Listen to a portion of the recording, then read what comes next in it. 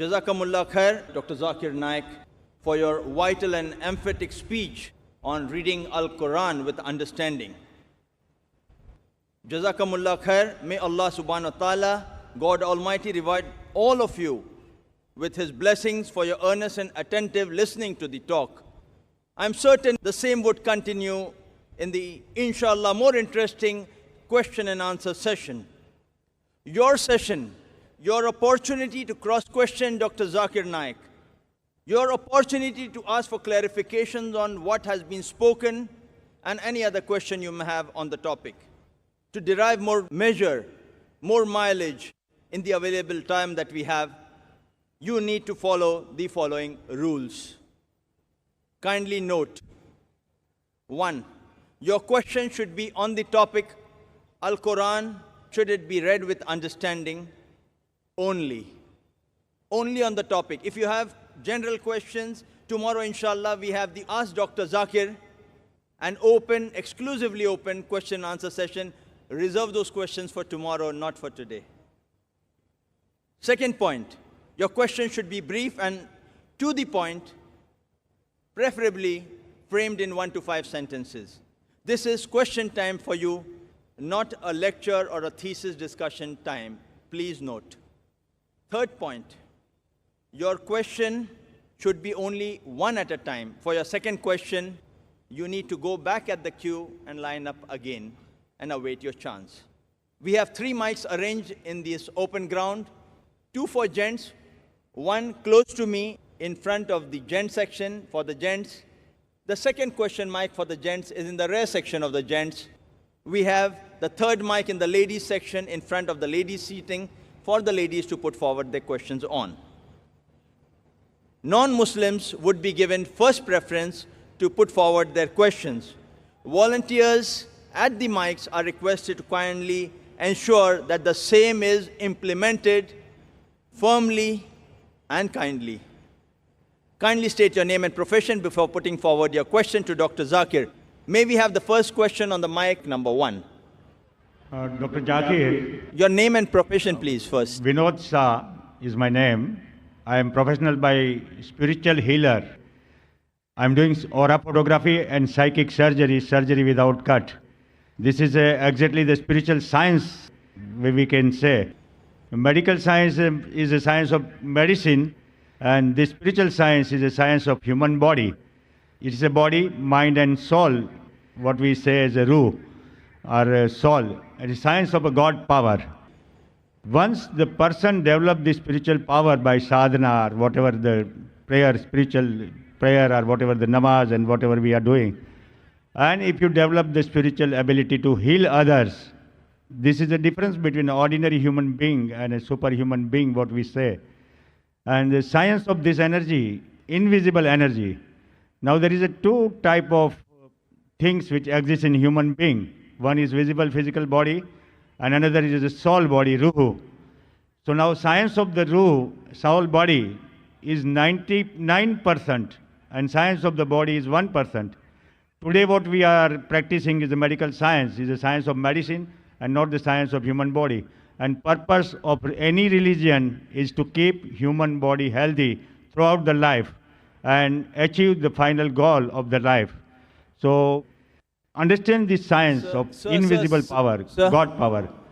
Sir, can we have your question without a background? So that just you can have your background in 2-3 sentences, then your question. Please, sir. If we follow the path of religion, any religion or Quran, we can keep ourselves healthy throughout the life if we don't get any disease in the body.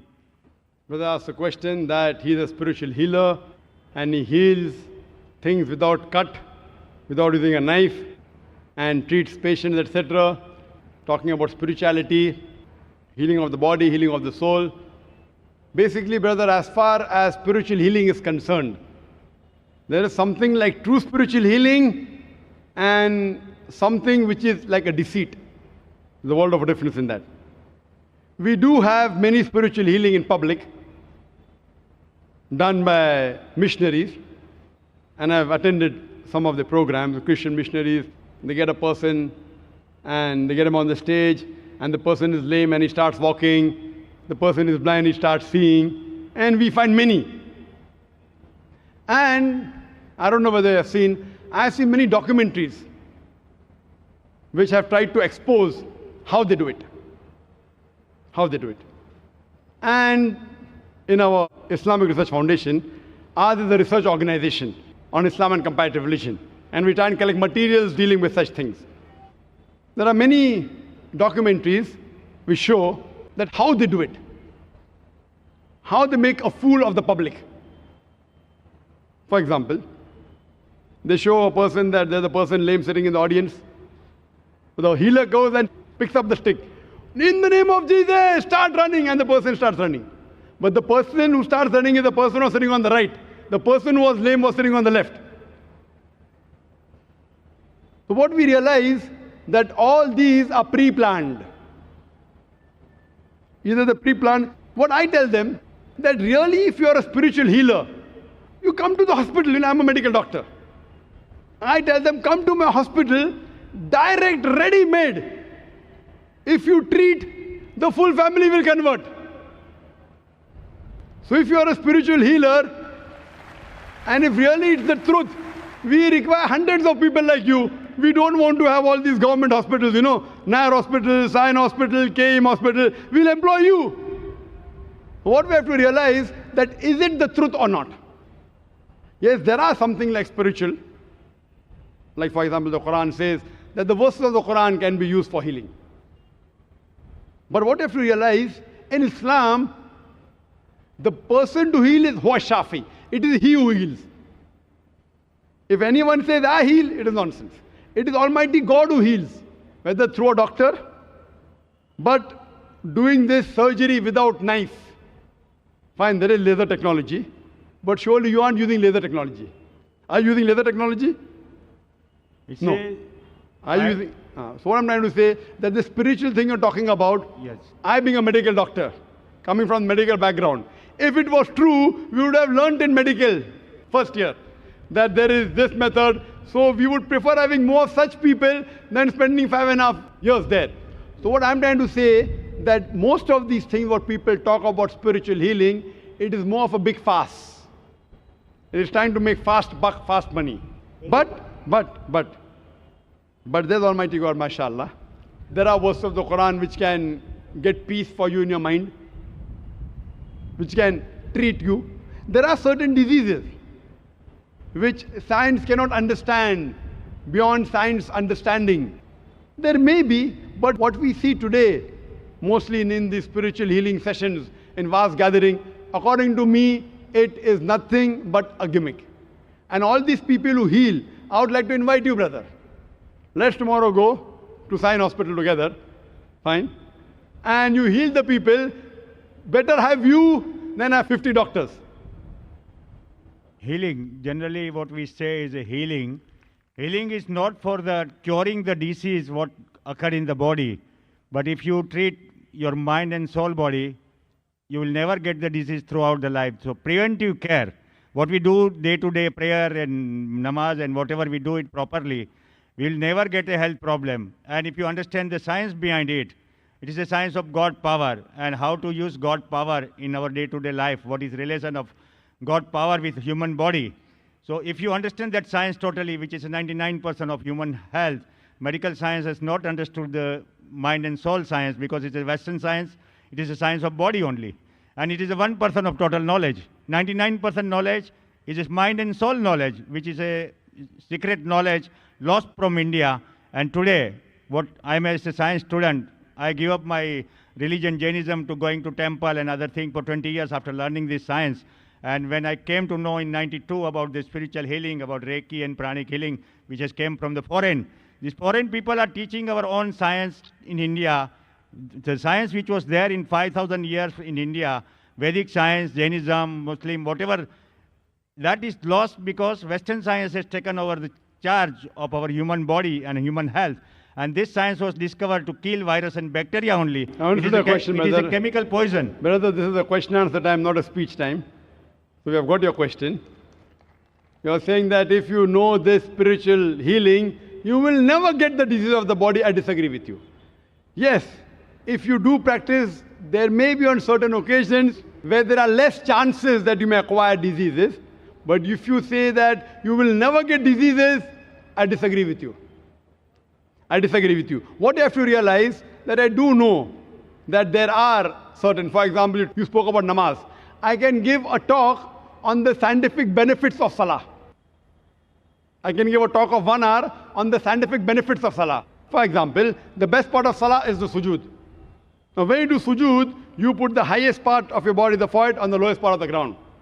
And when we do that, what we find that there is more supply of the blood going to the brain. That makes a healthy brain. There are less chances of having chilblains. That is the disease of the skin of the face. When you're doing sujood, there is drainage of the bronchial tree. So less chances of having bronchiectasis. Now when we breathe normally, 1/3 of the air in the lung remains. It's called as residual air. When you breathe in the sujood, the abdominal viscera, they press against the diaphragm. And the diaphragm, it exhales out the residual air. So you breathe in more fresh air. So because you breathe in more fresh air, there's less residual air, the chances your lung will be healthy is far superior. Less chances of having lung diseases. Furthermore, there's more increased venous return of the abdominal viscera. There's less chances of having piles. When you get up from the position of sajda, when you stand up, there is more stress on the calf muscles. And the calf muscles, according to medical science, they are known as peripheral heart. It pumps the blood to the lower part of the body. I can go on and on giving references. How does salah benefit? But we Muslims, we don't pray salah for all these benefits.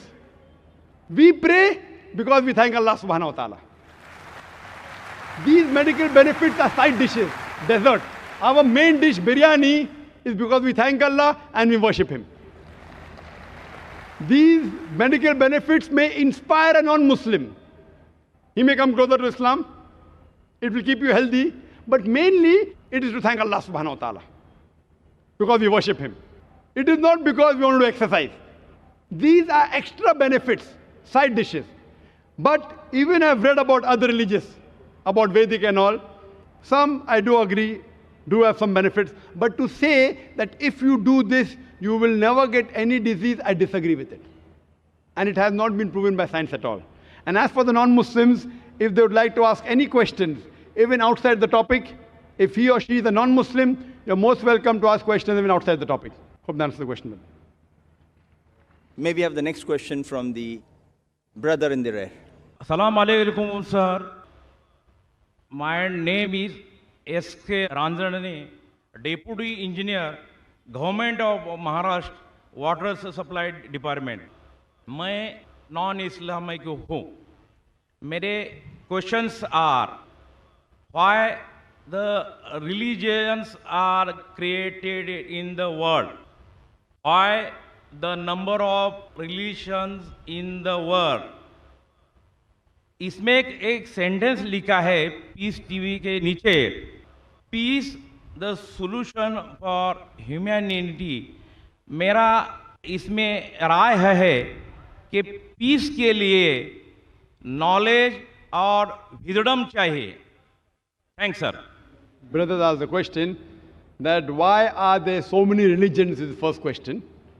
And after that he made a comment that peace, the solution for humanity, the tagline of Peace TV. For peace you require knowledge and wisdom. And I do agree with you. As far as the first part of the question is concerned, that why are there so many religions?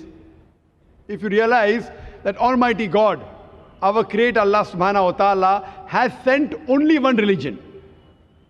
Allah says in the Quran, in Surah Al-Imran, chapter number 3, verse number 19, Inna ad-deena indallahi al-Islam. The only religion, the only way of life acceptable in the sight of God is submitting your will to God. The Almighty God only sent on one religion. And all the messengers that came, right from Adam, Abraham, Moses, Jesus, Muhammad, peace be upon them all of them taught nothing but submitting your will to Almighty God. Now in Arabic, when a person submits his will to Almighty God, he is called as a Muslim. And the religion of Islam comes from the root word salam, which means peace. It's also derived from the Arabic word silm, which means to submit your will to Almighty God. So Islam in short means peace acquired by submitting your will to Almighty God. So Almighty God, our Creator, got only one religion. But by the passage of time, the scriptures kept on getting changed. There was interpolation, there was fabrication, and whenever the scriptures kept on changing, as Allah says in the Quran, in Surah Baqarah, chapter number 2, verse number 79, فَوَيْلٌ لِلَّذِينَ يَكْتُبُونَ الْكِتَابَ بِأَيْدِيهِمْ ثُمَّ يَقُولُونَ هَذَا مِنْ عِنْدِ اللَّهِ لِيَشْتَرُوا بِهِ ثَمَنًا قَلِيلًا فَوَيْلٌ لَهُم مِّمَّا كَتَبَتْ أَيْدِيهِمْ وَوَيْلٌ لَهُم مِّمَّا يَكْسِبُونَ. Woe to those who write the book with their own hands and then say this is from Allah, to traffic with it for a miserable price. Woe to those for what they write, woe to those for what they earn. Now whenever Almighty God sent a revelation, sent an instruction manual, in the passage of time, the instruction manual, the revelation of Almighty God changed. Now when the message got corrupted, Almighty God sent a new messenger and a new message. This kept on happening until Almighty God sent the last and final messenger, Prophet Muhammad, peace be upon him, and last and final message, that is the glorious Quran. All the messengers that came previously, our beloved Prophet Muhammad sallallahu alaihi wasallam said that Almighty God sent 124,000 messengers on the face of the earth. By name, only 25 are mentioned in the Quran. The others, we don't know. Maybe someone asked me that, can you consider, you coming from a Hindu background, if you ask me, can you consider Ram as a messenger of God? Or can you consider Shri Krishna to be the messenger of God? I say, since his name is not mentioned in the Quran or the Hadith, I don't know. Maybe he was, maybe he was not. I cannot say for sure. But the point to be noted, all the messengers that came before Prophet Muhammad, peace be upon him, they were only sent for those people at that time. So even if Ram was a messenger of God, even if Krishna was a messenger of God, he was sent for those people at that time. Today, all the human beings, irrespective whether they live in India, or in America, or Saudi Arabia, or Canada, or UK, any part of the world, they should follow the last and final messenger, Prophet Muhammad sallallahu alaihi wasallam, and last and final message, that is the glorious Quran. And Allah has taken a promise in Surah Hijr, chapter number 15, verse number 9, that we have revealed the Quran and we shall guard it from corruption. So Almighty God sent only one religion, that is submitting your will to God. Islam means peace acquired by submitting your will to God. And you said peace can be acquired by knowledge and wisdom. Yes, knowledge from whom? The best is who? Is Almighty God, our Creator. Who is the most wise? Al-Hakim. It is Allah subhanahu wa ta'ala, Almighty God. So the best peace can be given to you is by following the knowledge and guidance of our Creator, Allah subhanahu wa ta'ala. Hope that answers the question. Thank you. Yes, sister. Good evening, sir. My name is Manju Singh. I would like to ask you one question. First of all, that I would like to tell you something. And I have seen your videos, that is Hinduism similarities with Islam. So I would like to ask you that, what is the difference if any non-Muslim will read with understand of Vedas, or he or she should read with understand of Al-Quran? So it is necessary that all the non-Muslims should go with through that Al-Quran. Sister asked a very good question, that what is the importance of reading the Veda with understanding? Like how I gave a talk on Al-Quran, should it be with understanding? And the sister has seen my video cassette, the DVD, on similarities between Islam and Hinduism. And sister, towards the end of my talk, I told and I requested the government of India, I said that you should teach Sanskrit as a language. Unfortunately, Sanskrit has become a dead language. Only a handful of people know. I requested the government of India that teach Sanskrit so that the Hindus read the Veda. And when they read the Veda, they will come closer to Almighty God. When you read the Hindu scriptures, the Hindu scripture says, if you read the Upanishad, it is mentioned in Chandogya Upanishad, chapter number 6, section number 2, verse number 1, Ekam Evidityam. God is only one without a second. It's mentioned in Svetasvatara Upanishad, chapter number 6, verse number 9. Nachesya kasij janita nachadipa. Of that God, He has got no superior, He has got no parents. Almighty God has got no father, He has got no mother. It's mentioned in Svetasvatara Upanishad, chapter number 4, verse number 19. Natasya pratimasti. Of that God, there is no pratima. Pratima in Sanskrit means image, photograph, picture, painting, sculpture, idol. According to Svetasvatara Upanishad, chapter number 4, verse number 19 says, Na tasya patima asti. Of that God, there is no image, there is no picture, there is no painting, there is no portrait, there is no sculpture, there is no statue, there is no idol. Same thing, Yajurved, chapter number 32, verse number 3. Na tasya patima asti. Of that God, there is no image. So I'm asking you, sister, that if you read your Hindu scripture with understanding, not only chanting the verses, inshallah, you will come closer to God. And inshallah, you will submit your will to God.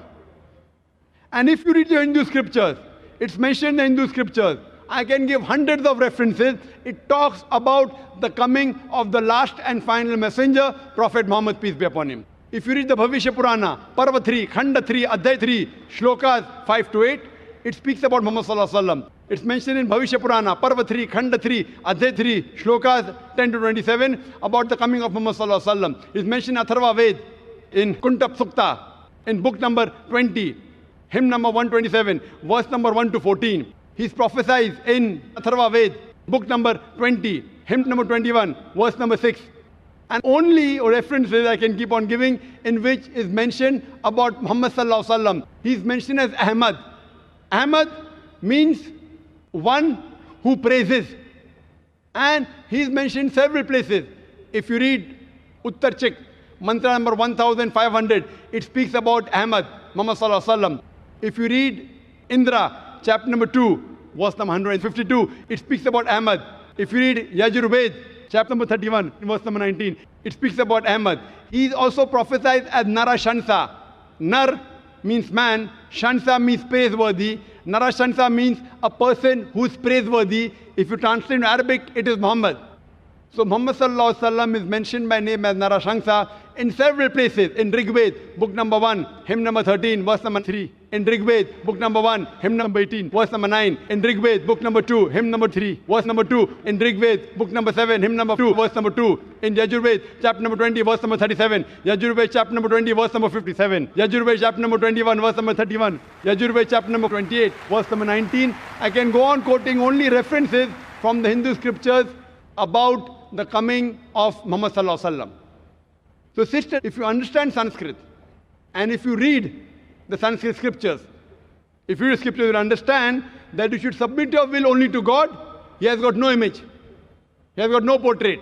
And you have to follow the last and final messenger, Prophet Muhammad, peace be upon him. Hope that answers the question, sister. Thank you. The next question from any brother. If a non-Muslim brother is here, we'll allow, or the next mic, there's someone. Any non-Muslim brother here?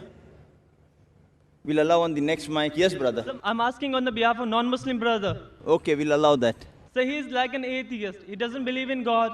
And what he said that we don't believe in Quran and you should not believe in God. Why in this 21st century you are believing in Almighty God? This in modern era, the science technology is that much higher. Then why should you believe in God? You should not believe in God. You should do what is better for human beings.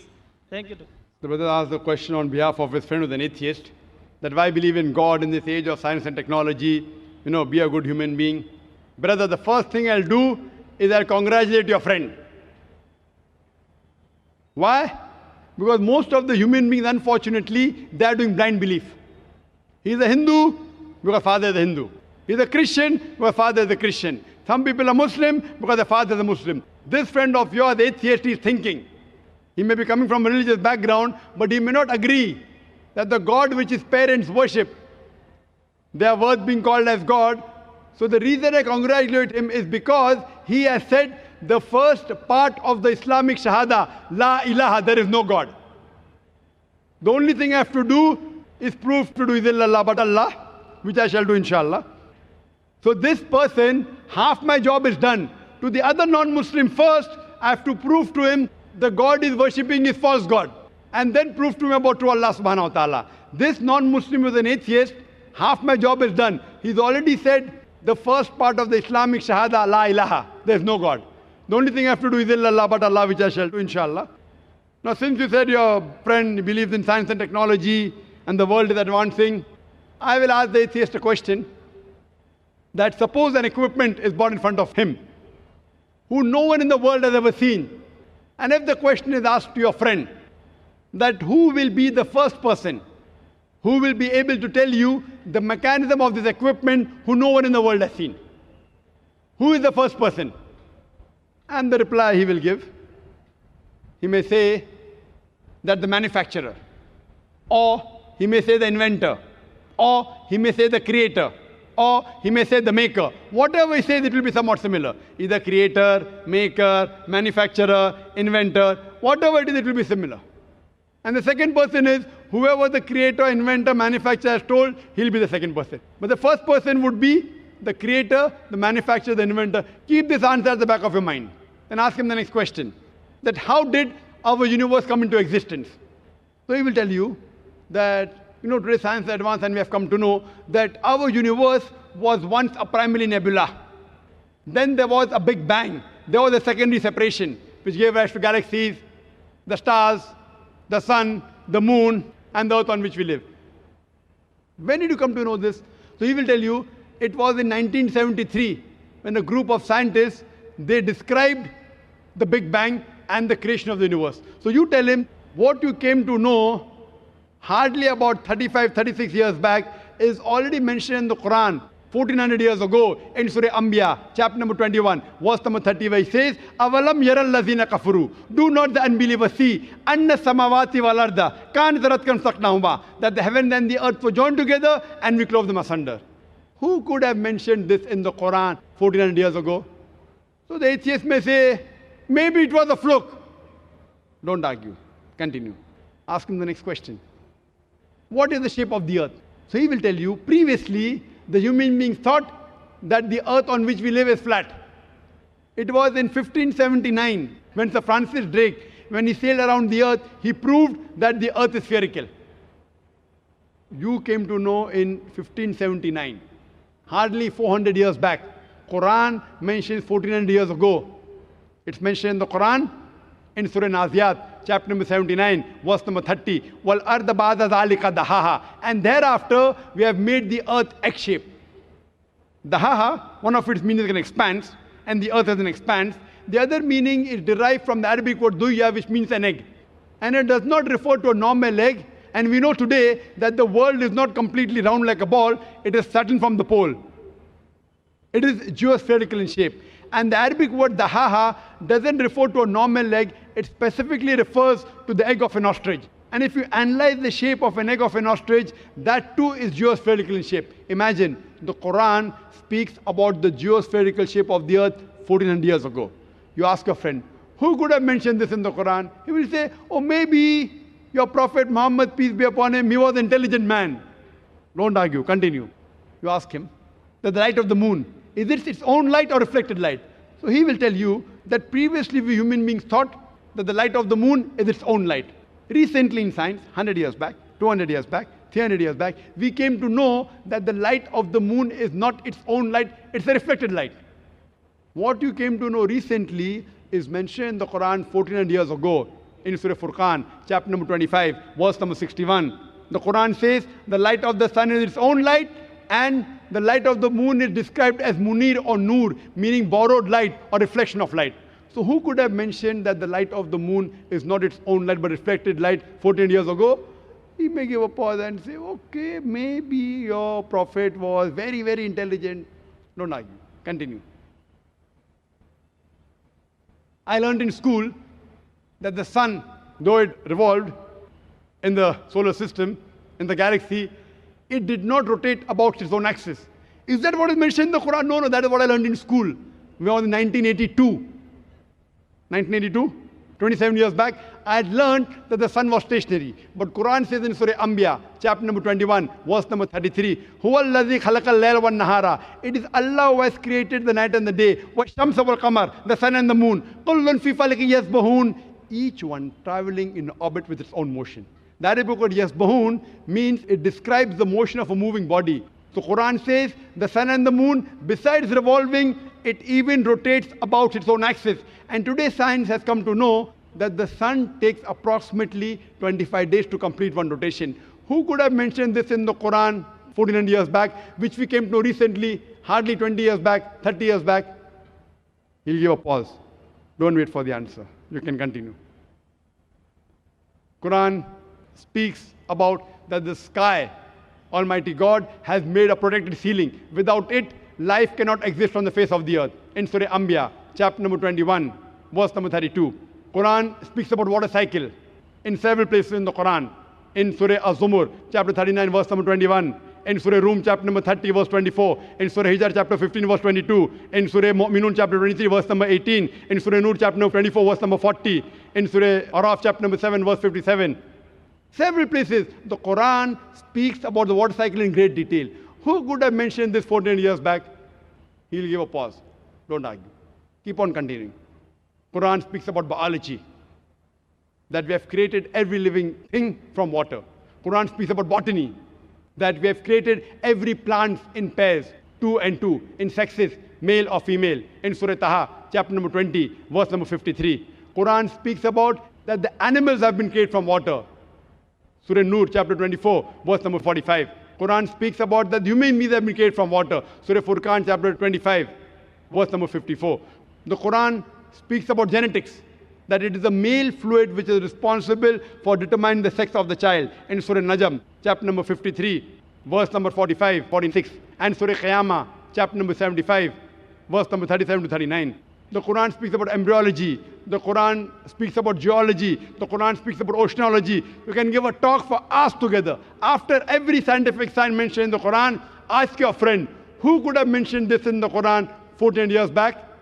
The only reply I can give you is the creator, the manufacturer, the maker, the inventor. This creator, this manufacturer, this inventor, we Muslims call as Allah, we call him God. So today, science is not eliminating God, it is eliminating models of God. La ilaha illallah. That's the reason a famous philosopher by the name of Francis Bacon said, little knowledge of science makes you an atheist, but in-depth knowledge of science brings you closer to Almighty God.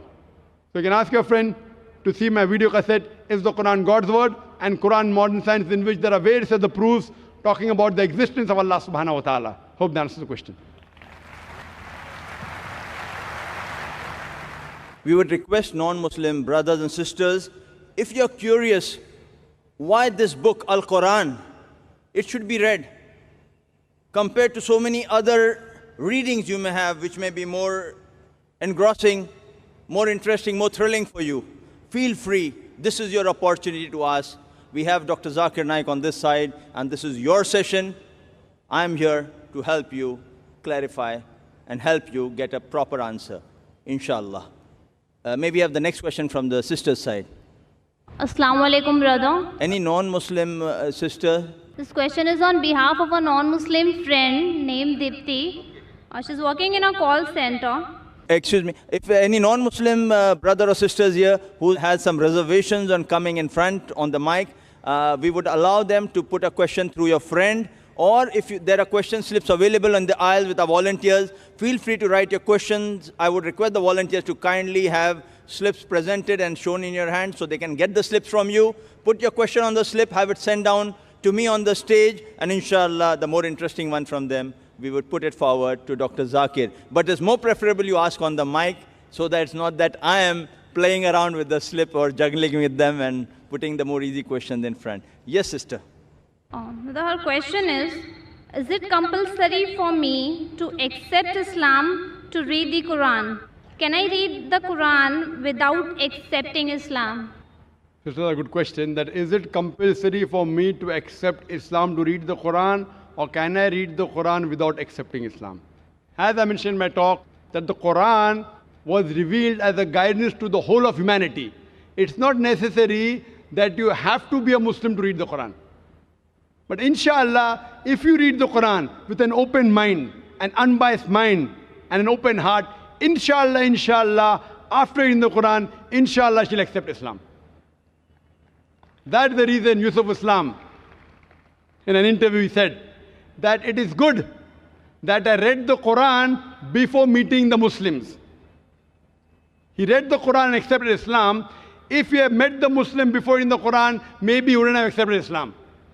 So the Quran is the best example. It is the guidance for the whole of humanity. And your friend can very well read the translation of the Quran in the language she understands the best.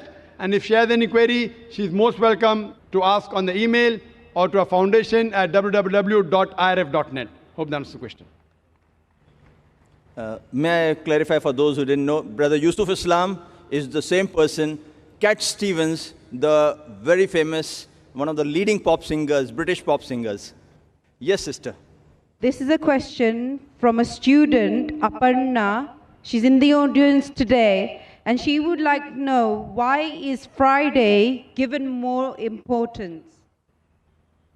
Sister asked the question that why is Friday given more importance? And the beloved Prophet said it is like a weekly Eid. Like a weekly Eid. Like how the Christians, they have Sunday, the Jews had Saturday. So for the Muslims to be different, that is the reason the Prophet chose Friday. And there are various hadith which mention the importance even of Friday. The Sahih hadith mentioning that the Noah's Ark came and it got the land when there was a flood on a Friday, and various benefits. But in the Islamic context, it is the weekly important day in which we have the congregational Salah. And the congregation Salah, it is more important. Normally we pray 5 times a day, but once a week we offer the Jummah Salah, which is a bigger gathering. It's like a weekly Eid, and it's compulsory that we should pray in that gathering.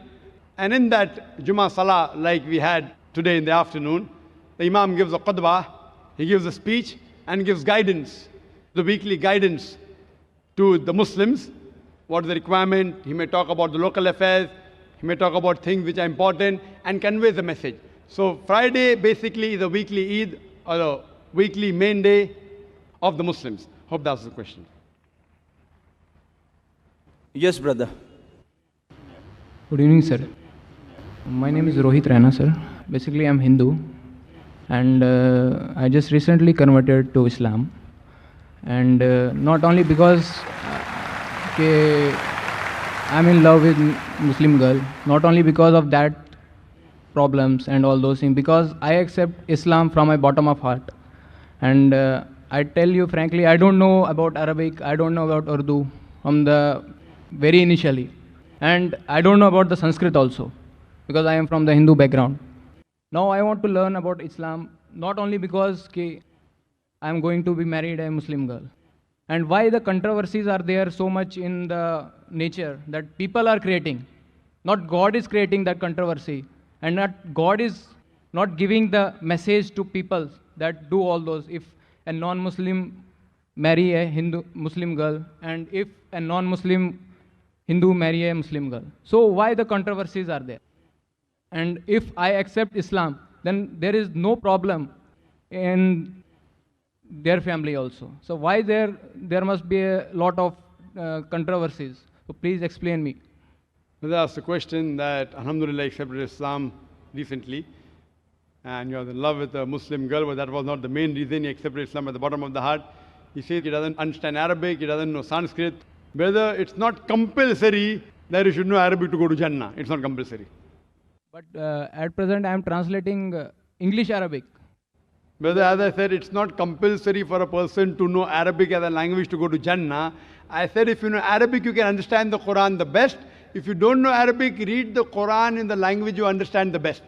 If you know English, read the English translation of the Quran. If you know Hindi, read the Hindi translation of the Quran.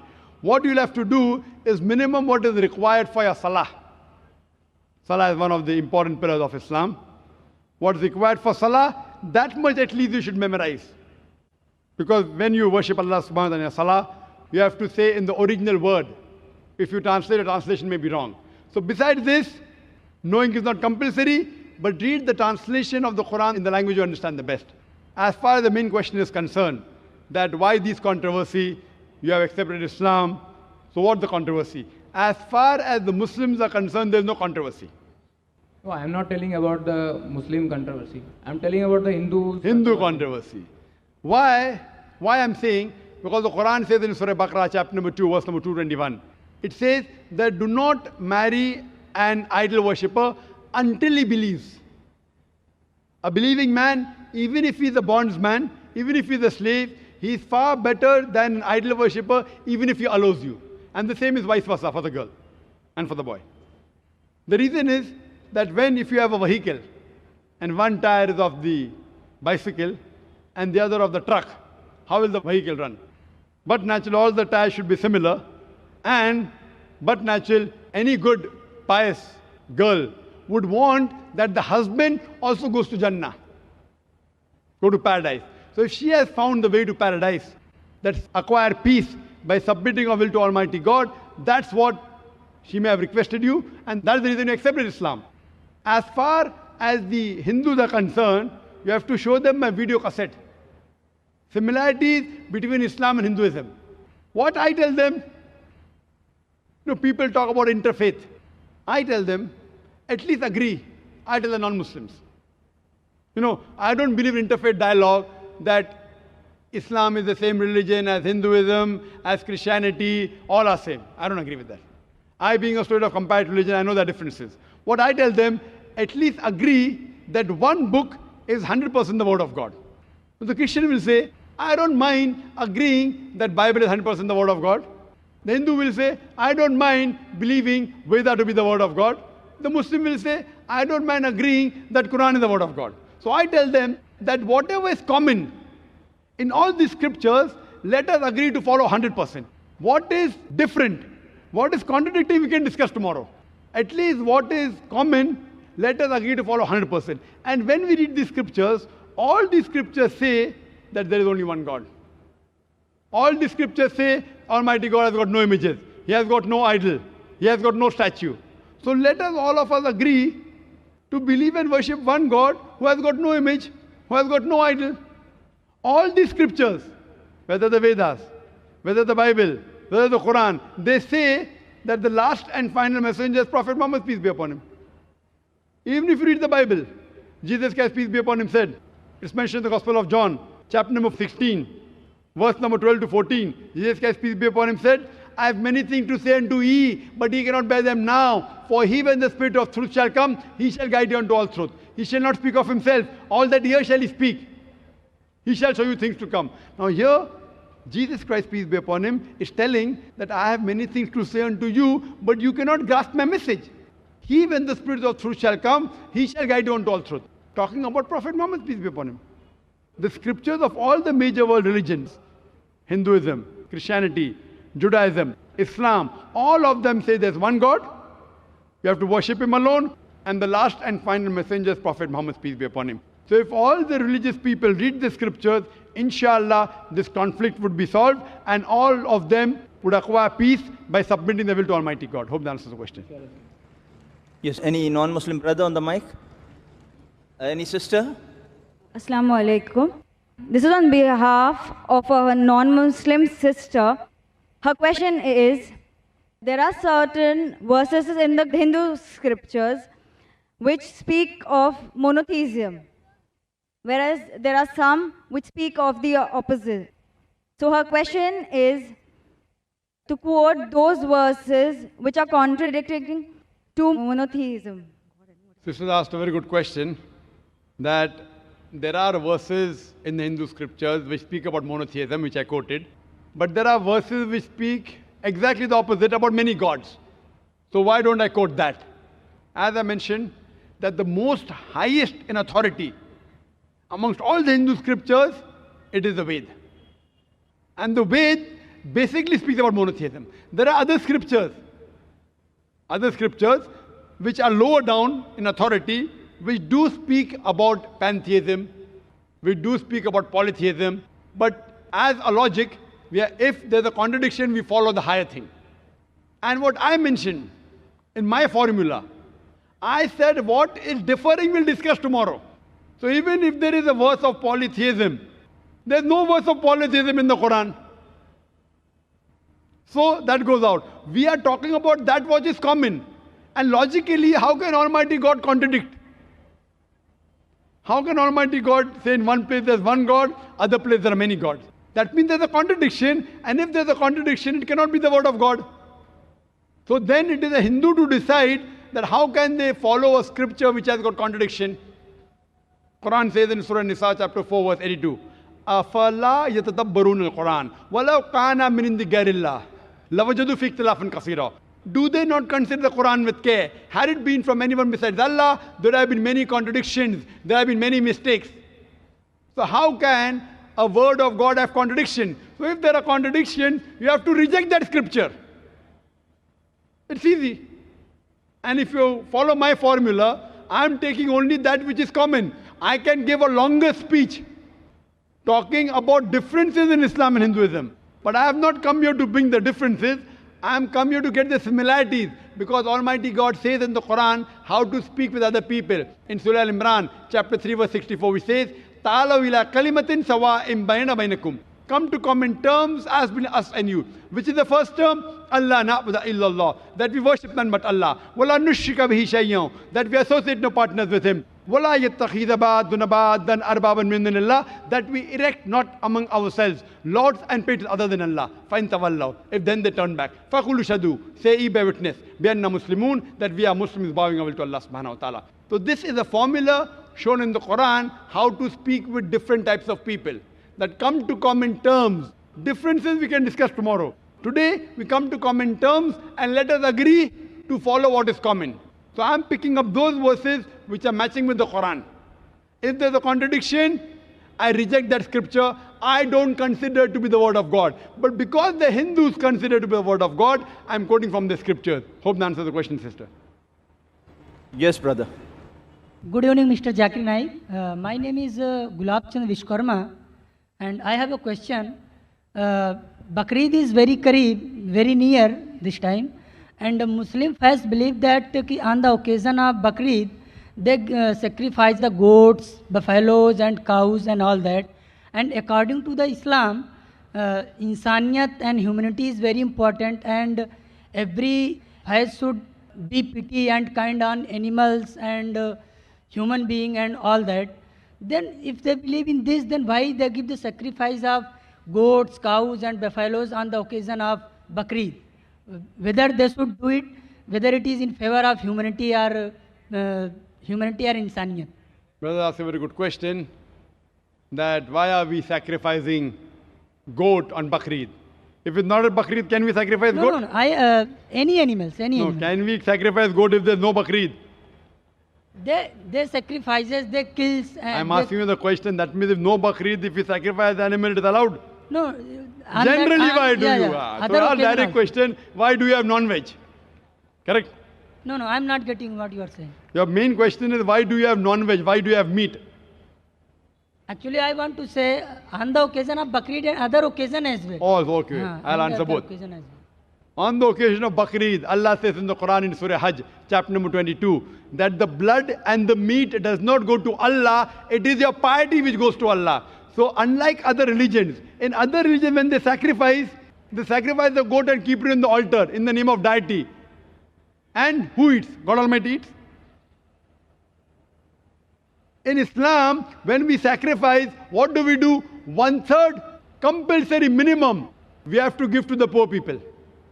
1/3 we have to give to the relatives and friends. 1/3 you can keep for yourself. So maximum you can keep is 1/3 for yourself. If you want to give full in charity also you can give. So when we are sacrificing, what are we doing? We are benefiting the humankind. We are giving them food to eat. Now giving food to eat is good or bad, brother?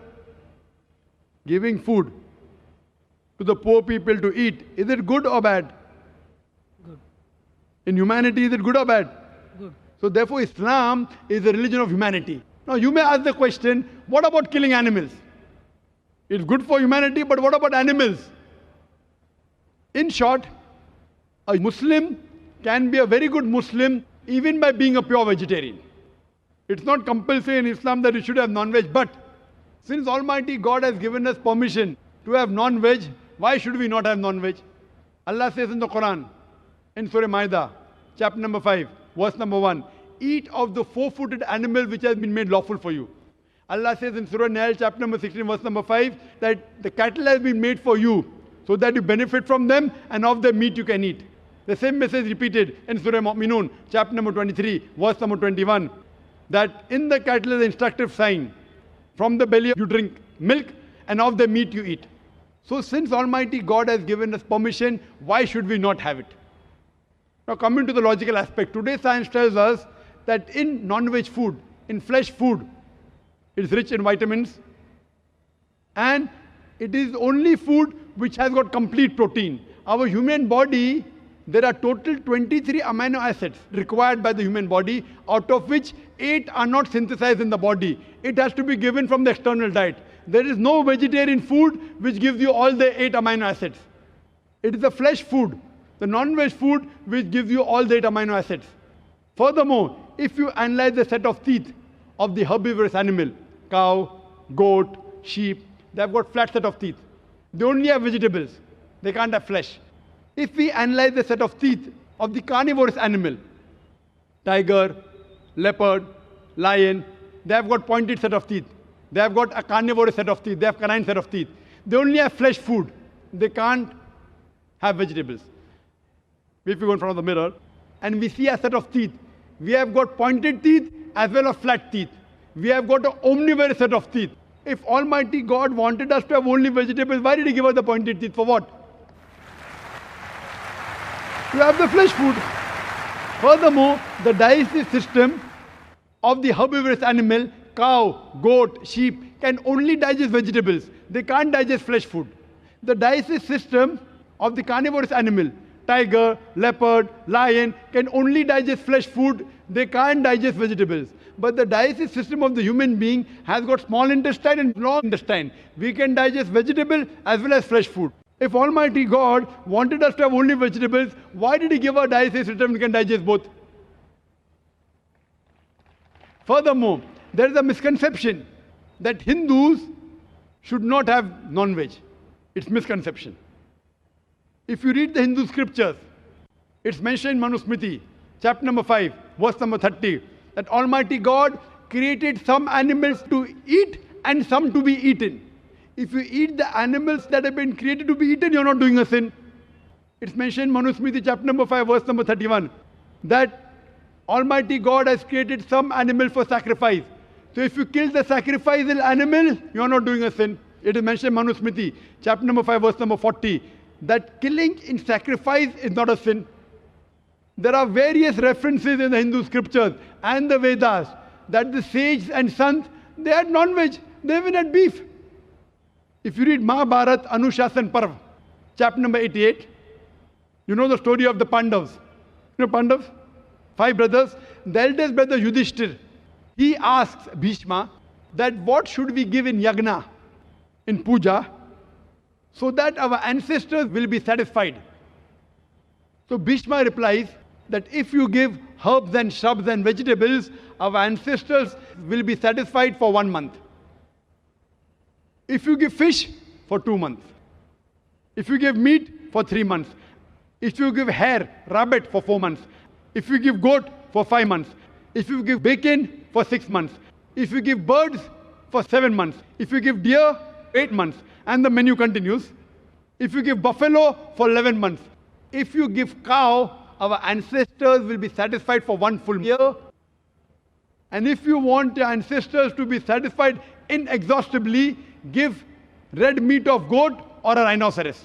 Who says that? Bhishma to Yudhishthir. The full menu is there. Vegetables, fish, rabbit, goat, everything is there. Buffalo, cow. So even in Hindu scriptures, eating non-veg is permitted. It is many of the Hindus, because they were being influenced by other philosophies of ahimsa, they started practicing it.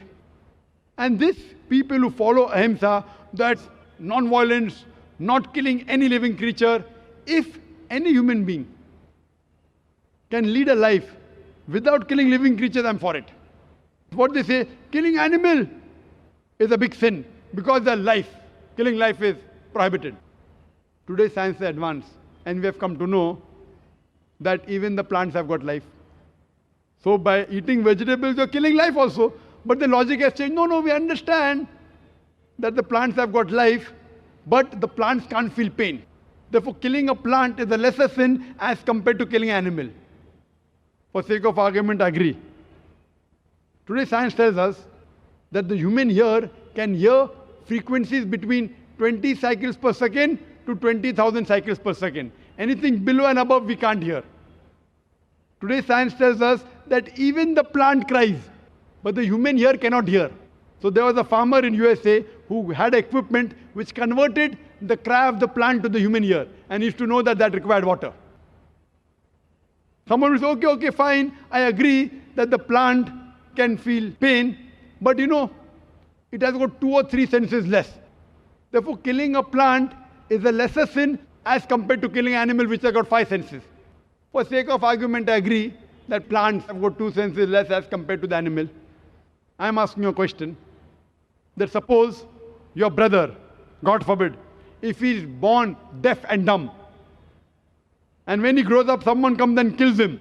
So will you go and tell the judge, me Lord, give the murderer less punishment because my brother, he was deaf and dumb? Will you say that? You will tell the judge, give him a bigger punishment. My brother was masoom. He could not hear, he could not speak. So in Islam, it does not work like that. 2 senses more, 2 senses less. Allah says in the Quran in Surah Baqarah chapter 2 verse number 168, eat of the good things we have provided for you. What is good, what is tayyib you can have. And furthermore, I personally have got no problem. If the non-Muslim don't want to have non-veg, I have got no problem. Personally. Only when they tell me it's a sin or you tell me it's against humanity, I give the reply. Personally, if the non-Muslims continue having vegetarians, good for me. If all the non-Muslims start having non-veg, then the price of mutton and beef will go high. Personally, I've got no problem. This is the question for a non-Muslim brother. My name is Sufyan and his name is Ankit. Assalamu alaikum. He have one question which is divided into 2 parts. He was about to become a Muslim. He took a step back. He told that as a Hindu, Muslim also have a caste. Like you are divided into Shia, Bori, Sunni, Jamati, Al-Hadith. And he have a second question that he can go to the graves, Qabristan, and he can ask from them as they are the mediator between him and Allah.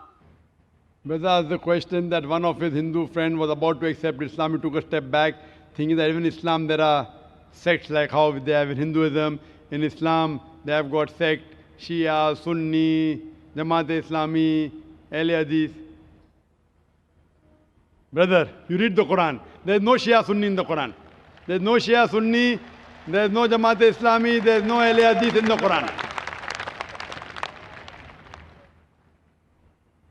What does the Quran say? Quran says in Surah Al-Imran, chapter number 3, verse number 103, وَاعْتَصِمُوا بِحَبْلِ اللَّهِ جَمِيعًا وَلَا تَفَرَّقُوا. Hold to the rope of Allah strongly and be not divided. The rope of Allah is the glorious Quran. We have to hold to the glorious Quran and the authentic hadith of Muhammad sallallahu alaihi wasallam and be not divided. And it's clearly mentioned in the Quran in Surah Anam, chapter number 6, verse number 159, where Allah says, He says to the Prophet, that, O Prophet, if anyone makes divisions, sects in the religion of Islam, you have nothing to do with him. Allah will look after his affairs on the day of judgment. So making sects in Islam is haram. It is prohibited. What was our beloved Prophet? Was he Shia? Was he Sunni? What was he? Our beloved Prophet Muhammad sallallahu alaihi wasallam, you are the Muslim. That is the reason when I spoke about the master key of Surah Al-Imran chapter 3 verse 64, it says, Ta'ala wila kalimatin sawa'in bayna baynakum. Allah na'budu illallah, wala nushrika bihi shay'an, wala yattakhidha ba'duna ba'dan arbaban min dunillah, fantawallaw, faqulu shadu bi'anna muslimun. That say, ye bear witness that we are Muslims bowing our will to Allah. So, Muslim is a person who submits his will to Allah subhanahu wa ta'ala. So tell your friend, in Islam, there is no caste system. There is no sect. We have to be Muslim. Muslim means someone who submits his will to Almighty God. And anyone who submits his will to Almighty God, he is called as a Muslim. And if we have to ask Allah, Allah says in Surah Fatiha, chapter number 1, verse number 5, Iyaka na'budu wa iyaka nasta'in. Thee alone we worship, thee alone we ask for help. Allah says in Surah Ghafir, chapter number 40, verse number 60, you ask me and I will answer your prayer. So if you want to ask Allah directly. That is the right way and that is the best way. Hope that answers the question. Yes, sister. Assalamu alaikum. This question is from a non-Muslim sister. Her name is Apurva and she is a student. Her question is, why are the Muslims not allowed to sing Vande Mataram?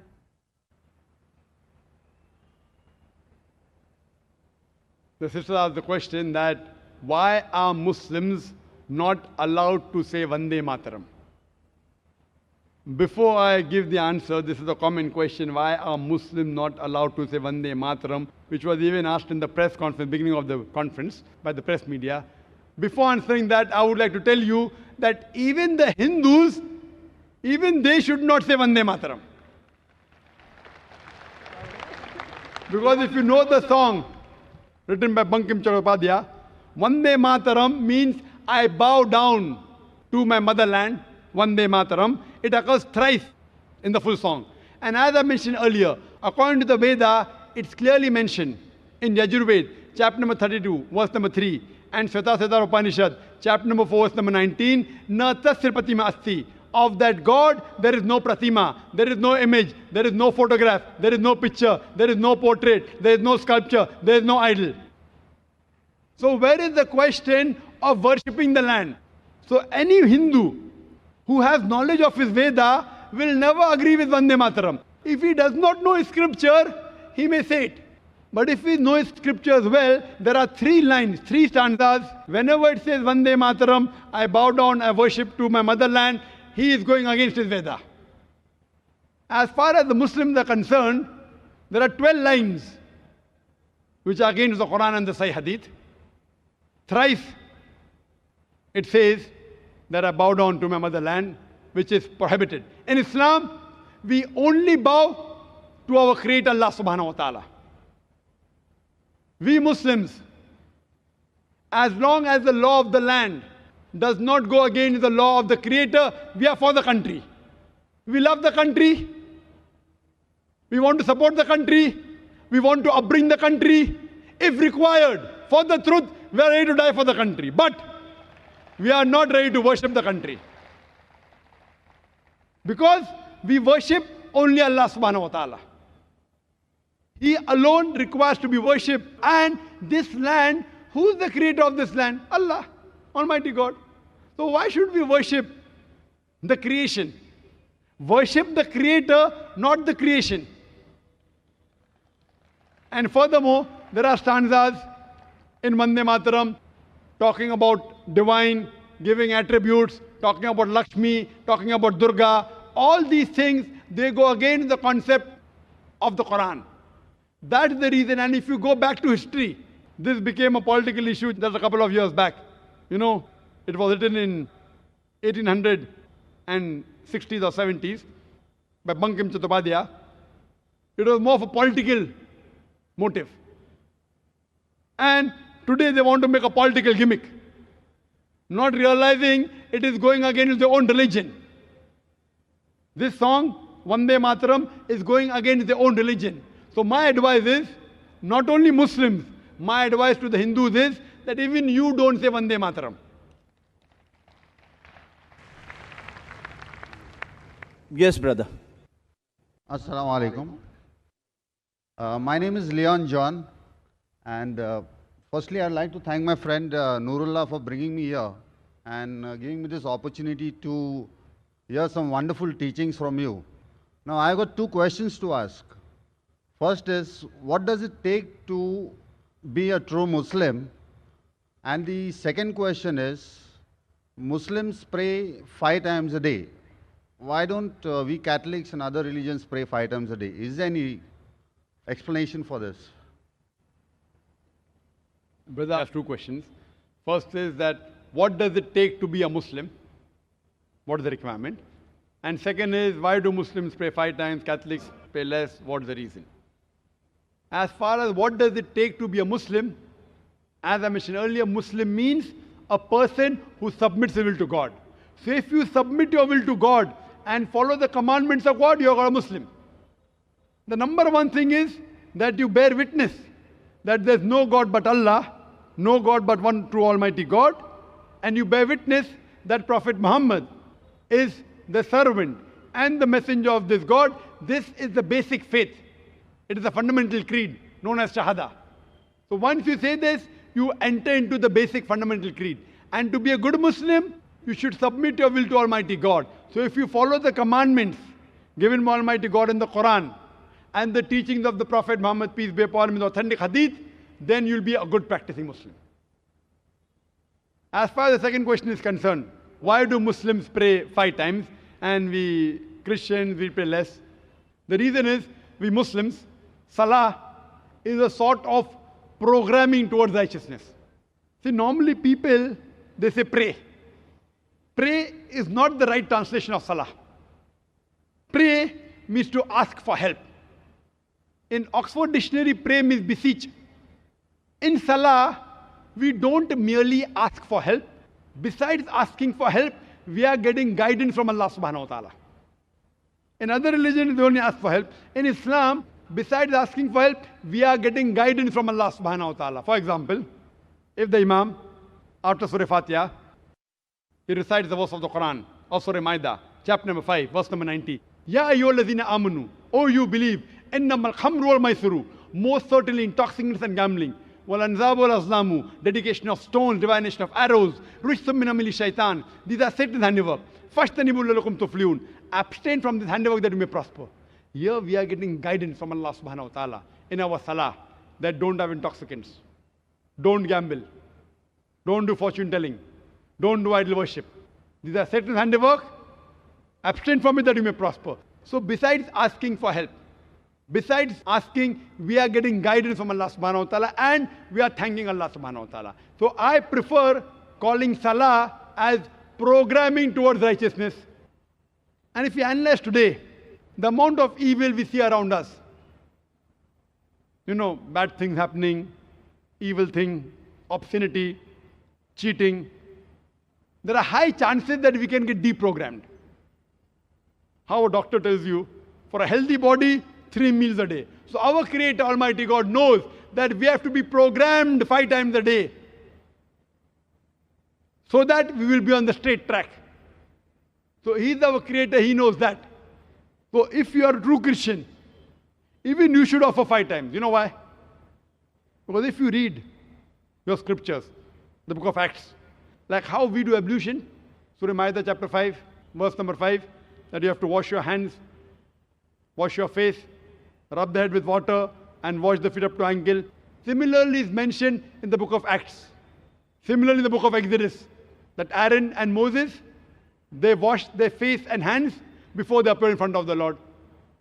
Same thing, the basic part of Sajda, the sujood, if you read Genesis chapter number 17, verse number 3. It says that Abraham fell on his face and prayed to God. In Numbers chapter number 20, verse number 6, Aaron and Moses, they fell on their face and prayed to God. Joshua chapter number 5, verse number 14, Joshua fell on his face and prayed to God. If you read the Gospel of Matthew chapter number 26, that Jesus Christ, peace be upon him, in the Garden of Gethsemane, he took a few steps forward and fell on his face and prayed to God. Can an acrobat fall on his face and pray to God better than the way we Muslims do? When you do sujood, we put the highest part of the body, the forehead, on the lowest part of the ground and say, glory be to Allah, the Most High. Glory be to Allah, the Most High, thrice. So all the prophets of the Bible, they prayed the same way as we Muslims pray. And Jesus Christ, peace be upon him, said in the Gospel of John, chapter number 16, verse number 12 to 14, I have many things to say unto you, but ye cannot bear them now. For he, when the Spirit of truth shall come, he shall guide you unto all truth. He shall not speak of himself. All that he hears shall he speak. He shall glorify me. Now Jesus Christ, peace be upon him, said that wait for the Spirit of truth, talking about Muhammad, peace be upon him. And there are various references of Prophet Muhammad, peace be upon him, in the Old Testament as well as the New Testament. If you read the New Testament, in the book of Deuteronomy, chapter number 18, verse number 18, in the book of Deuteronomy, chapter number 18, verse number 19, in the book of Isaiah, chapter 29, verse number 12, in the Song of Solomon, chapter number 5, verse number 16, all of these references speak about the coming of the last and final messenger, Prophet Muhammad, peace be upon him. Even in the New Testament, Gospel of John, chapter number 14, verse number 16, Gospel of John, chapter number 15, verse number 26, Gospel of John, chapter number 16, verse number 7, Gospel of John, chapter number 16, verse number 12 to 14, all of these references speak about the last and final messenger, Prophet Muhammad, peace be upon him. So if you're a true Christian, if Christian means a person who follows the teachings of Jesus Christ, peace be upon him, we Muslims are more Christian than the Christian themselves. If you're a true Christian, you have to follow the teachings of Prophet Muhammad, peace be upon him, and do ablution before Salah. You should do sujood, and you should pray 5 times a day. Hope that answers the question. Thank you. I appreciate that. Thank you, Brother Leon, for your questions. The next question from the brother in the rear. Assalamu alaikum wa rahmatullahi wa barakatuhu. Sir, I am having a question. This question is being framed by my professor. I am a student of first year computer science and my sir is teaching me physics. His name is Rajiv Bhatt and I am from NG Acharya DK Marathe College, Chembur. He is convinced by all the, what misconceptions regarding Islam was there. He's accepted that it is not a misconception. So he is not only convinced by his last point, that is ruthlessly killing of a goat during Bakrid. If I heard your question correctly, your professor wants to know that can we have non-veg from the Hindu scripture? That's your question? I mean to say the ruthless killing of a goat. The ruthless killing. He believes that you are killing a goat directly from the, slowly from the neck. Brother asked the question, why ruthlessly killing? He agrees with killing of the goat, but why ruthless killing is his question? Yeah. Fine. So he's convinced that you can have non-veg, but he's asking why do the Muslims, they torture the animal before killing? Yeah. Just one jhatka, fatak, the animal dies. Why this zabiha? Slowly torturing. There was a discussion, a similar discussion going on between a Sikh and a Muslim, and the Sikh raised the same question. You Muslims, you all are merciless. You are ruthless. You all kill the animal slowly and torture the animal to death. We Sikh, one jhatka, fatak, and the animal dies. So the Muslim replied, no, we Muslims, we are mard ka bacha, we attack from the front, we are macho. You Sikh, you all are coward. You are buzdil, you attack from behind. Anyway, this is not the real reason why we Muslims do zabiha. This was his wisdom, his hikmah. This is not the real reason why we Muslims do zabiha. The reason we Muslims do zabiha, that is Islamic slaughtering, is when we do zabiha, we cut the throat and the vessels of the neck and the windpipe without damaging the spinal cord. Because if the spinal cord is damaged, then there will be cardiac arrest and the nerve going to the heart will be severed and the blood will immediately stagnate. Now, when we cut the throat and the windpipe and the vessels of the neck without damaging spinal cord, the heart is yet pumping. And majority of the blood, it flows out of the body. Today science tells us that blood is a very good media of germs and bacteria. So we Muslims, we are hygienic. We want to let the blood flow out of the body. When the blood flows out of the body, even the toxins and the germs and the bacteria that contain in the blood flows out of the body, there are less chances of having diseases when we have that meat. Furthermore, when we cut the throat and the windpipe and the vessels of the neck, the nerve which is responsible for feeling of the pain going to the brain is also severed. So the animal does not feel pain. The animal kicks and writhers. It is due to the gush of the flow of the blood outside the body. The kicking and writhing is not due to pain. It is due to the muscle contraction and relaxation. So the animal dies a peaceful death. In the method of stunning, very often the animal dies a painful death after hours. So the Islamic method of slaughtering is far more humane. And furthermore, if you slaughter the animal by the Islamic zabiya method, the mutton and the meat remains fresh for a longer time because it does not have blood. Hope that answers the question, brother. Jazakallah khair. Yes, sister. Assalamu alaikum. I'm asking this question on behalf of my friend who is a Hindu. His name is Sachin and is an actor by profession. He would like to know why Muslim women are not allowed in the Qabristan or graveyard, and if it is the grave that women are not allowed to visit, then does that include the dargah? Sister asked the question that why aren't women allowed to visit the graveyard? And there are various different hadith. There are hadith in Sahih Bukhari in which the Prophet said he prevented the women from going to the grave. And the reasons may be many, because maybe they are very emotional and they may not be able to take the death of a human being. That's one of the reasons. And furthermore, there are other occasions in which the Prophet said that these women are not allowed because of the deeds. That may restrict certain women because of their deeds. So this is the reason why women are not permitted into the grave. Though there are scholars, other scholars, who do say that there are different hadiths in which the Prophet did permit certain women to go, depending upon the context. As far as the question is concerned that about the grave, the beloved Prophet Muhammad said that a person should visit the grave, it will remind you of your akhirah. That means it reminds you that finally you have to die. But when you go to the grave, you should pray for the person, not to the person or through the person. Hope that answers the question. Yes, brother. Your name and profession and your question. My name is Kedar and this is my friend Nazish. My question to you, Mr. Nayak, is that the laws that govern the universe have not changed from the time the universe was created. They were always there since the creation of the universe. So does God have any choice in changing the laws of the universe since time immemorial? Why hasn't God not changed the laws which governs the universe? If the God has no choice in changing the laws of the universe, then why call him God? The brother asked a very good question. That the laws of the universe have been same since the time it has been formed. So does God have a choice of changing the laws or not? And if God does not have a choice, then why call him God? I agree with you. It is God's choice that he does not want to change. That's the reason he hasn't changed. He should not follow your choice. So it is God's will that he does not want to change. Now you are forcing him to change. Why should he follow you? If God wants to change, he can easily change. But Allah says in the Quran, in Surah Rum, chapter number 30, verse number 30, that follow the nature of the law. So this is God's law. If he wants, he can change, but does not want to change. That's his choice. Now you will tell him that, okay, that God, he wants to make the sun rise from the east and set in the west. The challenge is that can you make the sun rise from the west and set in the east? The answer is no. But on the day of Qiyamah, one of the signs of Qiyamah is that the sun will rise from the west. To show that if God wants, he can do it. So on the day of judgment, Qiyamah, that will happen. How will it happen? Allah Alam.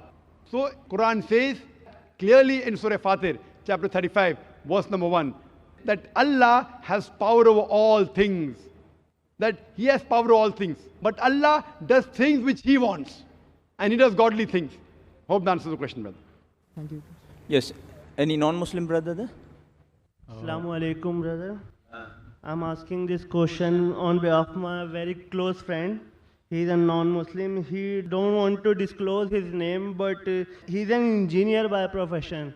He want to know Quran does not contradict with modern science, but it says Adam alayhi salam was the first man on the face of the earth. But this goes against the theory of Charles Darwin regarding evolution. Brother asks the question, he says Quran matches with science, but does not agree with the statement of the Quran that Adam alayhi salam is the first human being. It goes against the theory of Charles Darwin, and I agree with you. The Quran does not agree with the theory of Charles Darwin because Charles Darwin is the theory. Quran is a book of fact, not a book of theory. And if you read the book of Charles Darwin, The Origin of Species, it says that Charles Darwin went on the ship by the name of HMS Beagle, which went on an island by the name of Calotropis. And he saw birds pecking in holes and niches. Depending upon the niches the bird pecked, the beak became small and long. Based on this observation, he propounded his theory of natural selection. But he wrote a letter to his friend Thomas Thompson saying that I have got no 100% proof regarding my theory, but because it helps me in embryology, in rudimentary organs, etc., he has propounded that. Otherwise, Charles Darwin himself agreed that there were missing links. That's the reason in school, if we had to insult someone, we used to say that if you were present during Charles Darwin's time, then his theory would have been proved right. Insinuating he looks like an ape. So this is just a theory It is not a fact at all. I have not come across a single book which is called as the fact of evolution. All of these are theories of evolution. And furthermore, according to P.P. Grasset, he says it is letting our imagination run too wild just based on few vestiges that we are assuming that we have been evolved from apes. Today, science has found 4 waves.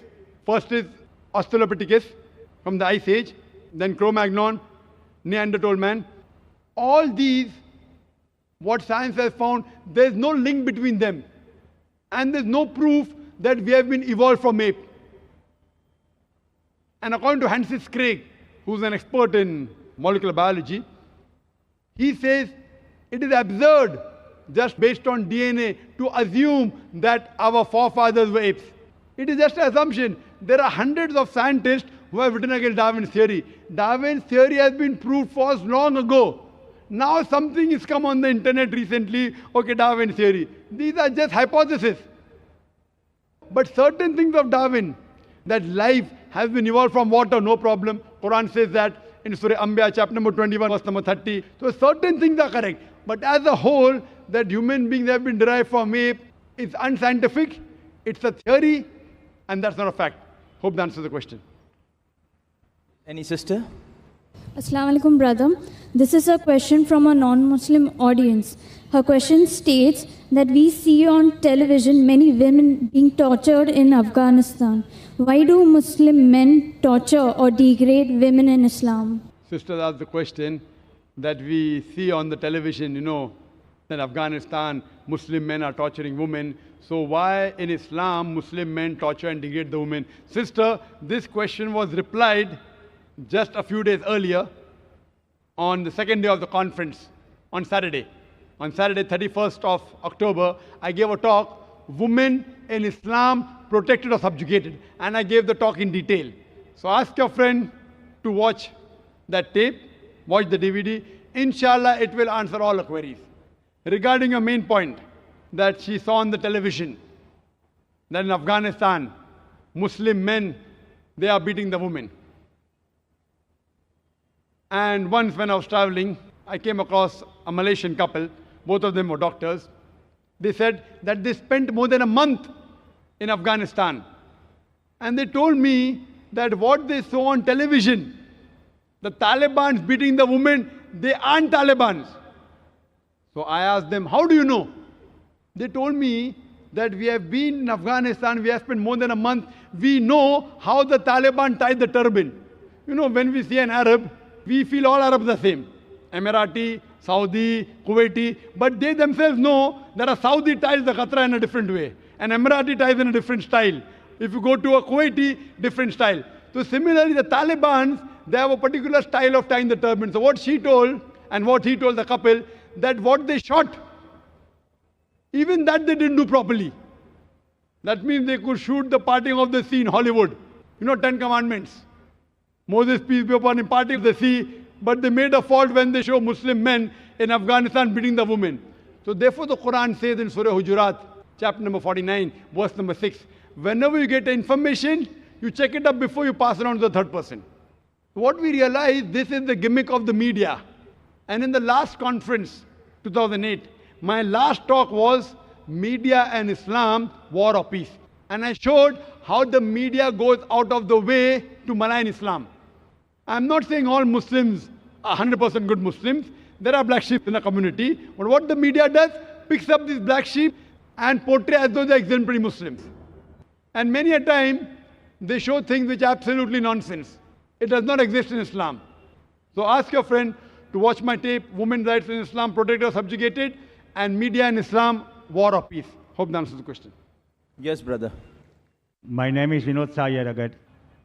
I am doing research on this subject of a spiritual science, aura.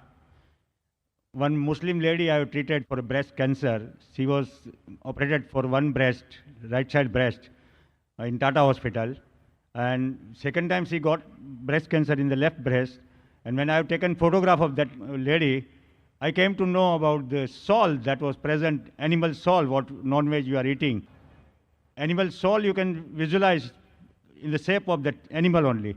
So this is an energy. And electromagnetic energy of any kind is the root cause of 99% of health problem. Say mobile. How much mobile is danger? To kill 100 crore people of India, the mobile itself is sufficient, and government doesn't know, medical science doesn't know the science of spiritual science of invisible energy, that is electromagnetic energy. Any electricity. Brother, Dr. Zakir is a medical and a science student. What I would suggest, let us keep aside the background. Ask your question, brother. Eating a non-veg, it is a process which is prescribed, how to cut the animal.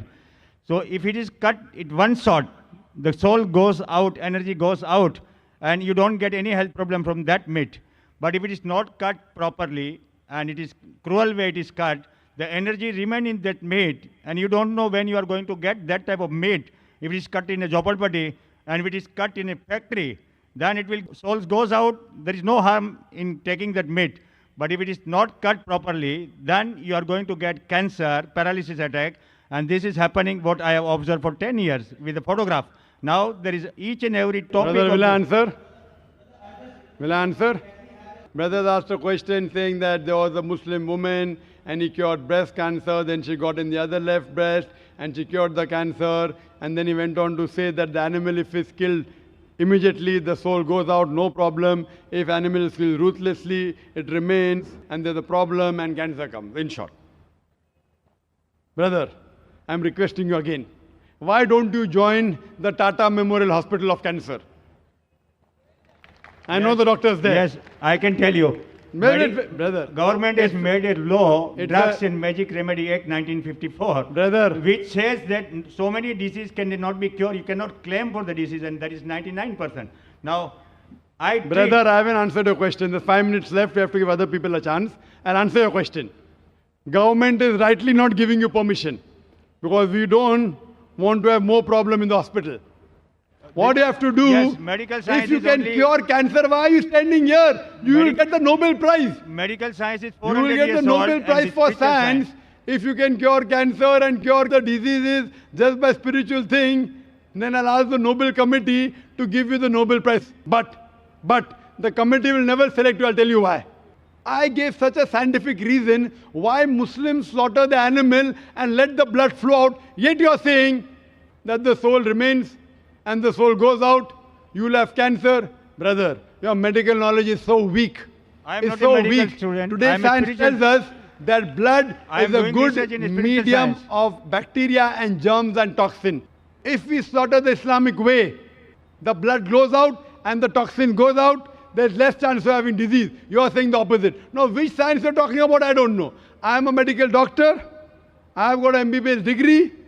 And Quran says in Surah Nahl, chapter 16, verse 43, and Surah Anbiya, chapter number 21, verse number 7, Fas'alu ahal zikri in kuntum la ta'lamun. If you don't know, ask the person who knows. So this is my speciality. You can very well do what you want, the way you want to practice. But I'm giving a scientific reason why we do it. And that is the reason the Islamic method is far superior. And it is much more hygienic, and the meat remains fresh for a longer time. Hope that answers the question. Any sister? This is on behalf of a non-Muslim sister. Yes, that would be the last question of the day, please. Her question is, what is the major difference between Prophet Jesus and Prophet Muhammad? If Prophet Jesus teaches people how to live life and worship God, the same thing is taught by Prophet Muhammad. Those who are following Jesus, are they correct, or should they follow the instructions of Prophet Muhammad? Because Prophet Jesus may come again on this earth, so he could be the last prophet. Sister asked a very good question. She asked the question, what is the difference between Prophet Jesus and Prophet Muhammad? If both of them taught good things, to worship the same God, what's the difference? Who should we follow? And Prophet Jesus is going to come again, so he will be the last prophet. As far as the question is concerned, that amongst all the prophets, 5 prophets are considered, according to the hadith, as great prophets. Prophet Abraham, Prophet Nuh salam, Prophet Moses, Prophet Jesus, and Prophet Muhammad, peace be upon him. So we consider Jesus Christ, peace be upon him, as one of the mightiest messengers of Allah subhanahu wa ta'ala. Before I answer the question, I'll tell you one thing, that no Muslim is a Muslim if he does not believe in Jesus Christ, peace be upon him. We believe that he was one of the mightiest messengers of God. We believe that he was the Messiah, translated Christ. We believe that he was born miraculously without any male intervention, which many modern day Christians today do not believe. We believe that he gave life to the dead with God's permission. We believe he healed those born blind and lepers with God's permission. The Christians and the Muslims, we are going together. You may ask, where is the parting of ways? The parting of ways is that many Christians, they say that Jesus Christ, peace be upon him, he claimed divinity. In fact, if you read the Bible, there is not a single unequivocal statement in the complete Bible where Jesus Christ, peace be upon him, himself says that I am God, or where he says worship me. If any Christian can point out any verse of the Bible, any unequivocal statement, any unambiguous statement from the Bible where Jesus Christ, peace be upon him, himself says that I am God, or where he says worship me, I am ready to accept Christianity. In fact, if you read the Bible, Jesus Christ, peace be upon him, said, it's mentioned in the Gospel of John, chapter number 14, verse number 28, my Father is greater than I. Gospel of John, chapter number 10, verse number 29, my Father is greater than all. Gospel of Matthew, chapter number 12, verse number 28, I with the finger of God cast out devils. Gospel of Luke, chapter number 11, verse number 20, I with the Spirit of God cast out devils. Gospel of John, chapter number 5, verse number 30, I can of my own self do nothing. As I hear, I judge, and my judgment is just. For I seek not my will, but the will of my Father. Anyone who says, I seek not my will, but the will of Almighty God, he's a Muslim. Jesus Christ, peace be upon him, was a Muslim. He never claimed divinity. It's clearly mentioned in the Gospel of John, chapter number 14, verse number 24. He said that the words that you hear are not mine, but my Father's who has sent me. It's mentioned in the Gospel of John, chapter number 17, verse number 3. Jesus Christ, peace be upon him, says, this is life eternal, so that you may know there is one God, and Jesus Christ whom thou hast sent. It's clearly mentioned in the book of Acts, chapter number 2, verse number 22. Ye men of Israel, listen to this. Jesus of Nazareth, a man approved of God amongst you by wonders and miracles and signs which God did by him, and you are witness to it. A man approved of God amongst you by wonders and miracles and signs which God did by him, and you are witness to it. So Jesus Christ, peace be upon him, was one of the mightiest messengers of God, but he was not God.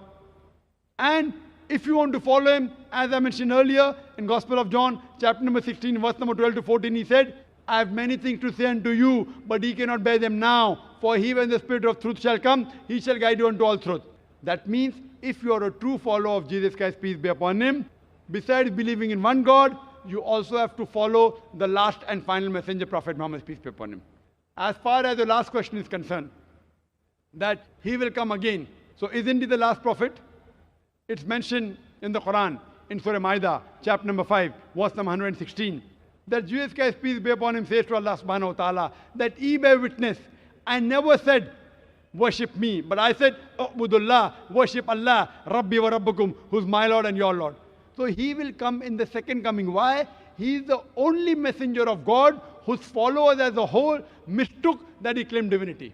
All the other messengers, none of their followers mistook that they claimed divinity. Isa alayhi salam, Jesus Christ, peace be upon him, is the only messenger whose followers had a misunderstanding that he claimed divinity. That's the reason in his second coming, he will come as a follower of Muhammad sallallahu alaihi wasallam. He will not bring any new teaching. He will come to testify that he never claimed divinity. He will not bring any new message. The message is complete. Quran says in Surah Ma'idah chapter 5 verse number 3, this day have we perfected our religion for you, and have chosen for you Islam, and have completed my favor on you. So nothing new can be added or subtracted from Islam. Isa alayhi salam, in his second coming, he will come to testify to the Christians. He never said worship me, but U'budullah, worship Allah, Rabbi wa Rabbukum, who's my Lord and your Lord. So he will come as an ummah of Muhammad sallallahu alaihi wasallam to clarify the misconception among the Christians. Hope that answers the question. Wa akhir da'wana alhamdulillahi rabbil alameen. Jazakallah, Dr. Zakir. We apologize for those who didn't get a chance. Inshallah, this session will continue tomorrow, so much so that we'll have no lecture of Dr. Zakir. Your challenging questions can be asked in an exclusive open question answer session called Ask Dr. Zakir. Inshallah, it will start with the Qiraat by Sheikh Salah Al-Budair, Imam Masjid Al-Nabawi. Tomorrow, same place, same open ground, 6:20 p.m. Before that, of course, we will have the morning sessions too, as per the program schedule. Assalamu alaikum wa rahmatullahi. Jazakumullah khairan. ورتل القرآن اصدح بصوتك اسمع الأكوان اقرأ كلام الله داوي نفوسنا لنحس في أعماقنا الإيمان كم من فؤاد كالحجارة قسوة فإذا وعى القرآن حين الله